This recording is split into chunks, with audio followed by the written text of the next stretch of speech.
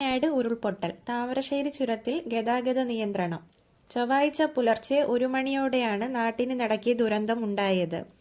കോഴിക്കോട് വയനാട് ഉരുൾപൊട്ടലിന്റെ പശ്ചാത്തലത്തിൽ താമരശ്ശേരി ചുരം വഴി അത്യാവശ്യ വാഹനങ്ങൾക്കൊഴികെ മറ്റുള്ള വാഹനങ്ങൾക്ക് നിയന്ത്രണം ഏർപ്പെടുത്തി. ചുരത്തിൽ ഗതാഗത തടസ്സമുണ്ടാകാതിരിക്കാനും മുണ്ടക്കൈ രക്ഷാപ്രവർത്തന സാമഗ്രികൾ എത്തിക്കുന്നതിനും ചുരത്തിലൂടെ സഞ്ചാരപാതയൊരുക്കാനുമാണ് ഗതാഗത നിയന്ത്രണമേർപ്പെടുത്തിയതെന്ന് അധികൃതർ അറിയിച്ചു. ചൊവ്വാഴ്ച പുലർച്ചെ 1 മണിയോടെയാണ് നാടിനെ നടുക്കിയ ദുരന്തം ഉണ്ടായത്. 3 വയസ്സുള്ള കുട്ടികളടക്കം 11 മൃതദേഹങ്ങൾ കണ്ടെത്തിയിട്ടുണ്ട്. പുലർച്ചെ 1 മണിയോടെ ആദ്യ ഉരുൾപൊട്ടൽ ഉണ്ടായത്. ചൂരൽമല സ്കൂളിന് സമീപം 4 മണിയോടെ വീണ്ടും ഉരുൾപൊട്ടി.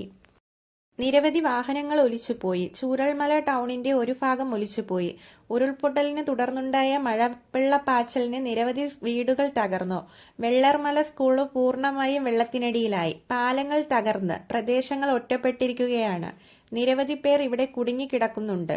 ചൂരൽമലയിൽ നിന്നാണ് മുണ്ടക്കൈ ഭാഗത്തേക്കുള്ള പാലം ഒലിച്ചുപോയെന്നും വിവരമുണ്ട്. ചൂരൽമല, കൽപ്പറ്റ ടൗണുകൾ വെള്ളം കയറിയിട്ടുണ്ട്. പുഴ ഗതിമാറി ഒഴുകുകയാണ്. ചൂരൽമല, കൽപ്പറ്റ ടൗണുകളിൽ വെള്ളം കയറി.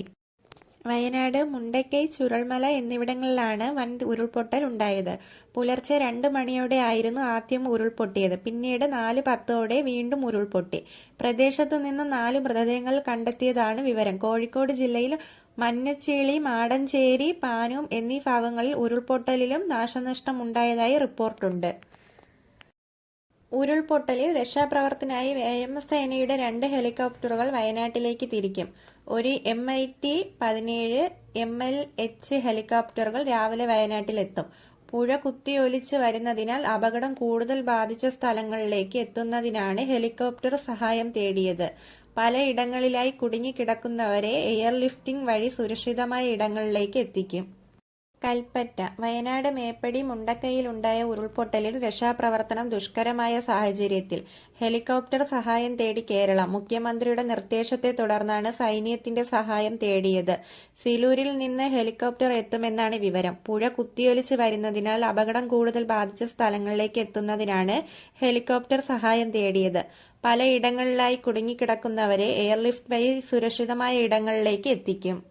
2 കമ്പനി NDRF ടീം കൂടെ രക്ഷാപ്രവർത്തനത്തിനായി എത്തും. രക്ഷാപ്രവർത്തനം ഏകോപിപ്പിക്കാൻ മന്ത്രിതല സംഘം വയനാട്ടിലേക്ക് തിരിക്കും. തൃശൂർ മുതൽ വടക്കോട്ടുള്ള ഫയർഫോഴ്സ് സംഘത്തെ പൂർണ്ണമായും വയനാട്ടിലേക്ക് നിയോഗിച്ചിട്ടുണ്ട്. വയനാട് ദുരന്തത്തിനിരയായവർക്ക് ദുരിതാശ്വാസ സഹായം എത്തിക്കുന്നതിനായി കൈകോർത്ത് ജില്ലാ കളക്ടർമാർ. കണ്ണൂർ, കോഴിക്കോട് ജില്ലാ കളക്ടർമാരാണ് പൊതുജനങ്ങൾക്ക് ഫേസ്ബുക്കിലൂടെ സഹായം ആവശ്യപ്പെട്ടിരിക്കുന്നത്.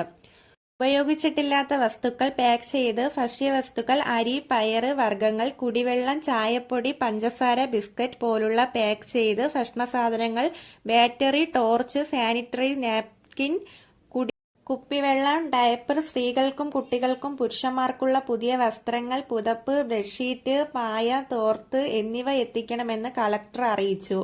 കണ്ണൂരിൽ കളക്ടറേറ്റിന് തൊട്ടടുത്തുള്ള താലൂക്ക് കോൺഫറൻസ് ഹാളിൽ സഹായ കേന്ദ്രം ആരംഭിച്ചു.